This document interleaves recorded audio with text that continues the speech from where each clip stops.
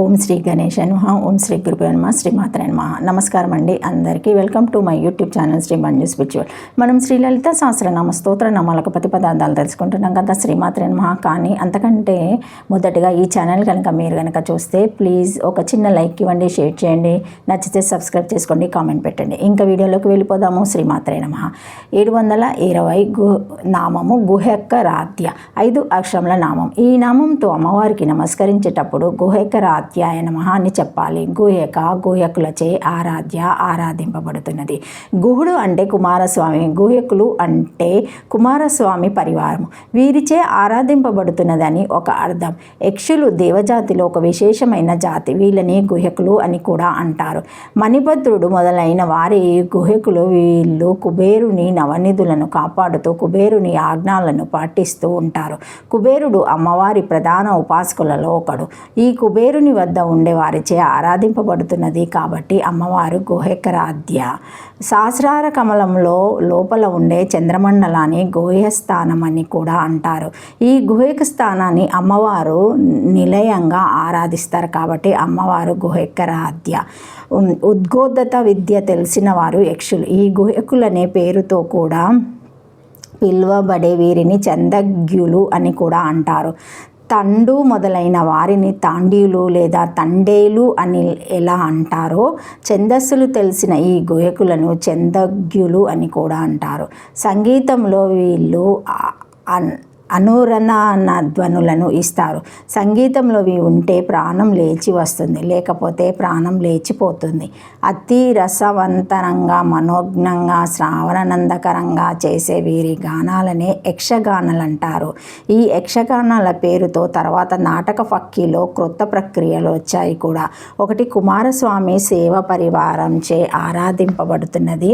2, గుహ్యకులచే ఆరాధింపబడుతున్నది అని ఈ నామానికి అర్థం చెప్పవచ్చును. 721 నామము కోమలంగి, 4 అక్షరముల నామము. ఈ నామంతో అమ్మవారికి నమస్కరించేటప్పుడు కోమలంగాయ నమః అని చెప్పాలి. కోమలత్వమును అంగి తనలో భాగముగా కలిగినది. అందానికి కోమలత్వము దోహదకారిగా ఉంటుంది. సౌందర్యానికి కావలసినవి ఎన్ని ఉన్నా అవన్నీ ఉన్న వ్యక్తి కానీ మోటుగా ఉంటే ఆ సౌందర్యం ఎబ్బెట్టుగానే ఉంటుంది కదా. సౌకర్యము, ముగ్ధత్వము ఇవి కూడా ఉండాలి. ఈ 2 కోమలత్వంలోనే ఇమిడి ఉంటాయి. సుందరాంగుల అందరి అందంలోని ఈ కోమలత్వము ఎవరి భాగము ఆమె అమ్మవారు అని ఈ నామానికి అర్థం చెప్పుకోవాలి. అందానికి సంబంధించిన అంగాలో కోమలత్వము ఒక అంగమైతే ఆ కోమలత్వ అంగాన్ని కలిగి ఉన్న అమ్మవారు అంగి అవుతుంది. అంగం అనగానే షడంగాలని అర్థం చెప్పుకొని ఇక వరుసగా వేదాంగులుగా చెప్పుకునే శిక్ష వ్యాకరణాదులను అంగన్యాసలో చెప్పే హృదయ, శిరో, నాసిక, కవచ, నేత్ర అస్త్రాలను ఇలా 6 అంకెకు సరిపోయే అంగాలుగా విభజింపబడిన వాటి అన్నిటినీ కలిగి ఉన్నది కాబట్టి కోమలంగి అని కూడా కొందరు చెబుతారు. సృష్టి సౌందర్యంలోని కోమలత్వము ఎవరిలో ఒక భాగము ఆమె అని ఈ నామానికి అర్థము. 722 నామము గురుప్రియ, 4 అక్షరముల నామం. ఈ నామముతో అమ్మవారికి నమస్కరించేటప్పుడు గురుప్రియాయ నమః అని చెప్పుకోవాలి. గురువునకు ప్రియమైనది. గురువు అంటే శైవతంత్రములో సదాశివుడని, భగవతములో నారాయణుడని, వేదాంతంలో పరబ్రహ్మ అని అర్థం చేసుకోవాలి. సందర్భాలను బట్టి ఆయా అర్థాలను స్వీకరించి గురువు అంటే ప్రస్తుతం పరమేశ్వరునిగా అర్థం చెప్పుకుంటే ఆయనకు ఇచ్ఛాశక్తిగా పనిచేసే అమ్మవారు ఆయనకు ప్రియమైంది అవుతుంది కాబట్టి అమ్మవారు గురుప్రియ. ఈ క్రింద చూపిన విధంగా గురు శిష్యులను ఒక వృత్తాంతంలో పోల్చుకోవచ్చును. గురువు అయితే పరిధి మీద బిందువులు శిష్యులు అవుతారు. కేంద్రము నేను అయితే పరిధి మీద బిందువులు ఆ నేను యొక్క భావములు అవుతాయి. ఈ నేను అనే గురువు ఎప్పుడు యువకుడే. భావములు అన్నీ శిష్యులు పుడుతూ పెరుగుతూ పోతూ ఉంటారు.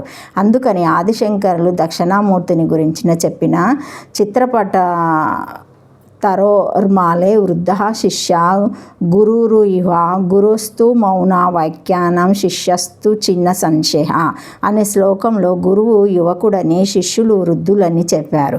ఇక్కడ వృద్ధులంటే 1 వయస్సు ఉన్న వారిని, 2 గురుని మాటలను వింటూ అభివృద్ధి పొందే వారిని కూడా అర్థాలు చేసుకోవాలి.